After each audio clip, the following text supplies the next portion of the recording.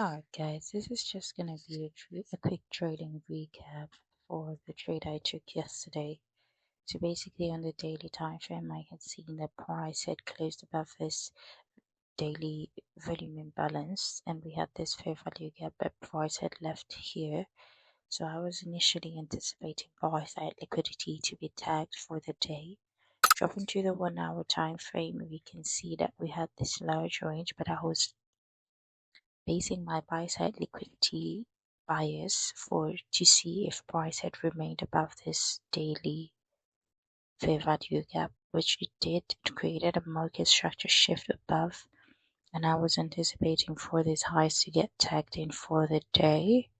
So we saw that I saw a bullish candle close above this volume imbalance, and that was where I was looking my entry to be. Up into the 1 minute time frame, excuse me. Essentially, I was waiting to see, because we had news at the 10th, we had news at 10. I wanted to trade after 10 because trading before this time usually price is very choppy. So I waited for price to tag these lows. And in my head, I was like, okay, these areas are smooth. And I was essentially looking at the previous daily high as the draw and liquidity. So from 9:30 to 10, I didn't really trade because we had news, and like you can see, it was really choppy. So I waited for 9:30 to do its thing, waited for the news release, and immediately I saw that we had a bullish candle close above the first presentation fair value gap.